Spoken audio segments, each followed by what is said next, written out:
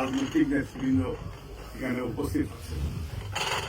21শে TV সম্পর্কে আপনারা বলেছেন, এখানে আজকে বাবুভাইও উনি প্রতিষ্ঠাকালীন সময় থেকে উনিও সেখানে কাজ করেছেন এবং 21শে টিভি সত্যিকার অর্থে একসময় খুব ভালো নিউজ করেছেন। কিন্তু গত ফেসিস্ট আমলে কিছু কিছু সাংবাদিকদের উনারও বিক্রি হয়েছে, যেটার জন্য সাগরণী বিচার আজ পর্যন্ত পাইনি।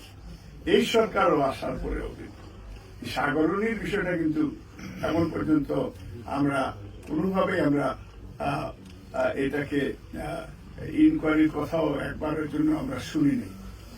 আমরা যেটা চাইব যে এই স্বাধীন দেশে স্বাধীনতা এবং রক্ষা করা, এটা সাংবাদিকদের যেভাবে পলিটিশিয়ান রাস্তায় গালাগালিও করে আবার সেখানে দেশের জন্য রিস্ক নেয়, ঠিক একইভাবে সাংবাদিকরাও আপনারা অনেক রিস্ক নিয়েছেন।